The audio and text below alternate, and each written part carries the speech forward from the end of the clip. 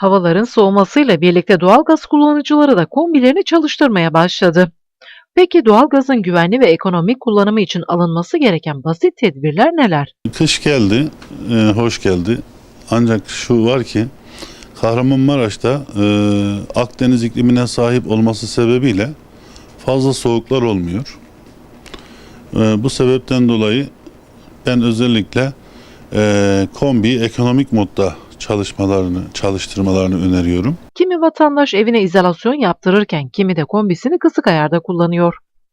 Isımar Isı Sistemleri Genel Koordinatörü Mehmet Akpınar, ekonomik doğalgaz kullanımı hakkında bilgiler verdi. Doğalgazı tasarruflu kullanmanın en pratik yolu kombiyi ekonomik modda çalıştırıp bütün radyatörleri açmak suretiyle kullanılmayan odaları da kısmak suretiyle gerçekleşir. Kombiyi kapatıp yeniden 2 saat sonra yeniden çalıştırmak çözüm değil tasarruf için.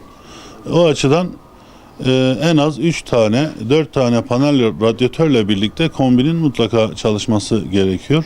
Bazı odalar soğuduğu zaman yanındaki odayı da soğutmaktadır. Enerji kaybına sebep olmaktadır. Akpınar, doğalgazda emniyet ve tasarruf için kombi bakımının şart olduğunu belirtti. Alınması gereken önlemler var. Kombiyi çalıştırmadan önce kombi suyunun dolu olup olmadığına, yeterli olup olmadığına bakılmalıdır.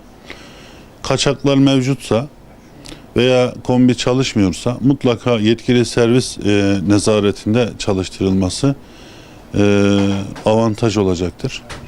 Çünkü zamanla kombi içerisinde bekleme söz konusu olduğundan dolayı, yaz boyu çalıştırılmadığından dolayı tıkanmalar olabilir, kirlenmeler olabilir.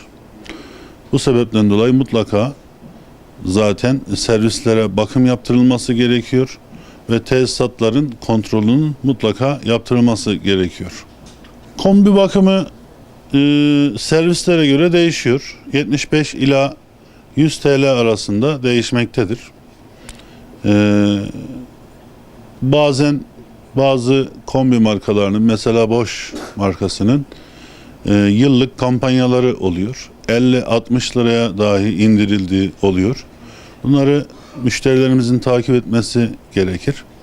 Ayrıca tesisat bakımları, panel radyatörlerin temizliği yapılması gerekiyor. Bunun da maliyeti yaklaşık 100 ila 150 TL arasında değişmektedir.